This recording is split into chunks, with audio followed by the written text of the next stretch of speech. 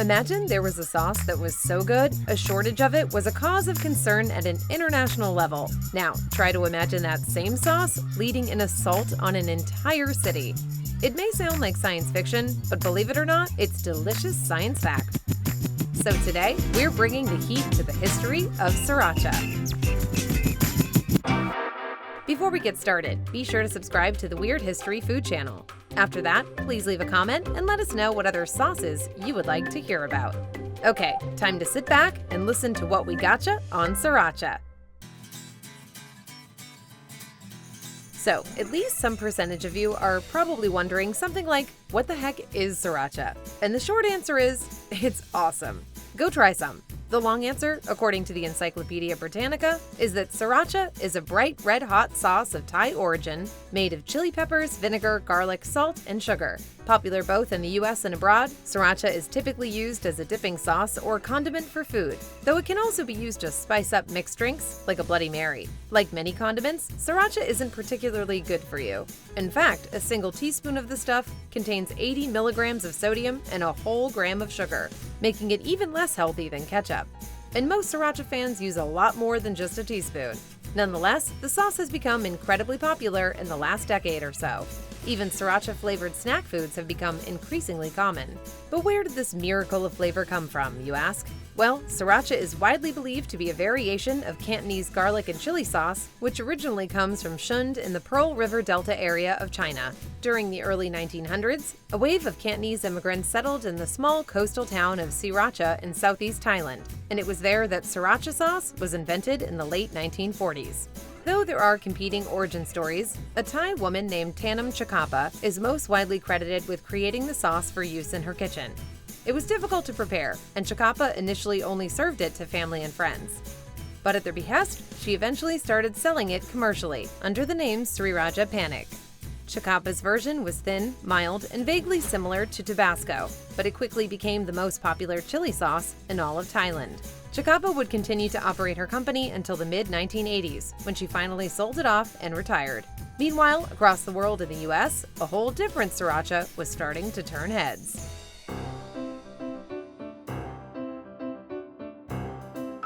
The version of Sriracha most people are familiar with now is the kind made by Huy Fong Foods, a company founded by Chinese-Vietnamese migrant David Tran. Tran moved to the US in 1980 and settled in Los Angeles, where he had trouble finding two things: a job and a decent hot sauce. So, given that he had time on his hands, he decided to combine his searches and cook up some Sriracha to sell himself. Now, his predilection for hot sauce didn't totally come out of nowhere. Tran, an officer in the Army of South Vietnam, had been making hot sauces since 1975, but right around 78, he and his family were forced to flee at the close of the Vietnam War. They left their homeland on a Taiwanese freighter, and that ship, which would carry them to America, was called the Huy Fong, which means gathering prosperity in English. Tran tinkered with his recipe until he hit on a formula he liked, and since other Southeast Asians in the community were facing the same scarcity of good hot sauce, he decided to distribute it locally. Tran bottled his sauce in baby food jars and started off by selling it out of the back of his van and later through local markets in his community. According to the man himself, in the beginning, he didn't really think of it as a business so much as a community service, which we respect and appreciate. Everyone deserves a tasty hot sauce. But whether he liked it or not, Tran definitely had a business on his hands. He called it Huy Fong Foods in honor of the ship that saved him.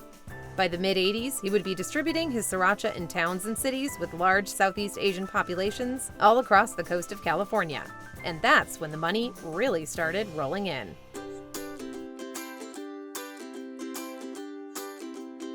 Over the next 10 years, Huy Fong's Sriracha sauce would grow increasingly popular with culinary insiders and food influencers. Then in the mid-aughts, America collectively decided it was bored with ketchup, and the hot sauce industry exploded, seeing a 150% increase in sales. Sriracha in particular exploded in popularity and started appearing on shelves in supermarket chains and on restaurant tables across the nation. It seemed condiments had received a much-needed glow-up. Then, in 2010, Bon Appetit officially named Sriracha Ingredient of the Year, and after that, the secret was officially out. By 2019, the sauce was making over $150 million for Huy Fong Foods. Today, Sriracha is so popular that it's been called Millennials Ketchup. Although, wouldn't that be the green Shrek ketchup? Meanwhile, Huy Fong Foods has grown into a monster of a company. With a massive factory that does nothing but pump out Sriracha 24 hours a day, 6 days a week, all year round. As for Tran, he's more successful than he could have ever possibly imagined when he mixed up his first bottle of sauce in a baby food jar. According to reports, however, he's still a humble guy who answers his own fan mail and tries out Sriracha-based recipe suggestions people send to him. We've sent him our ice cream recipe several times.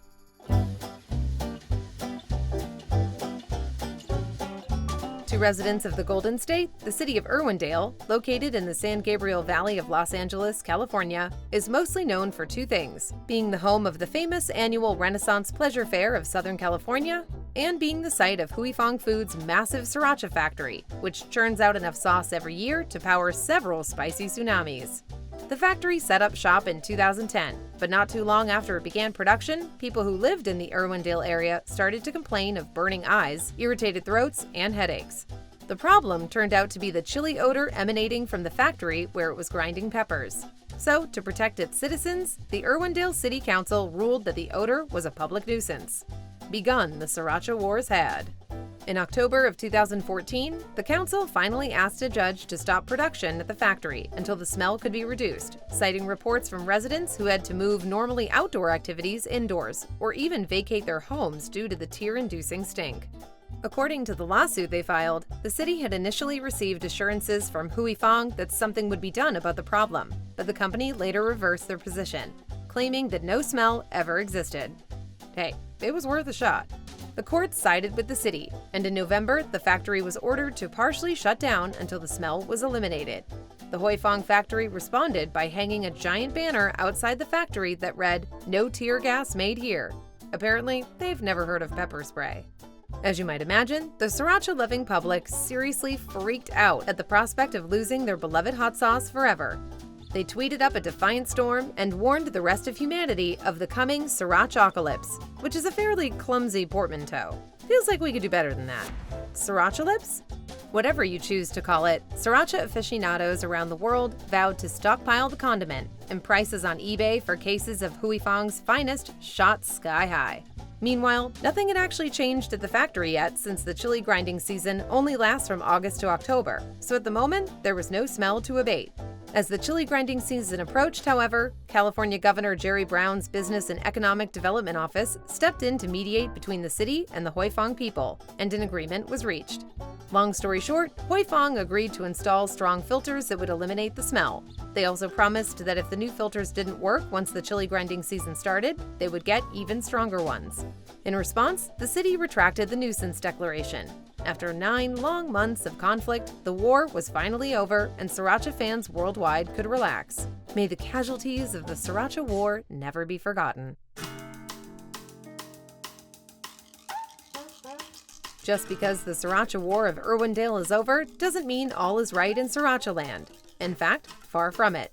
For example, Sriracha shortages are a fairly frequent problem, and those shortages could come about for a number of reasons.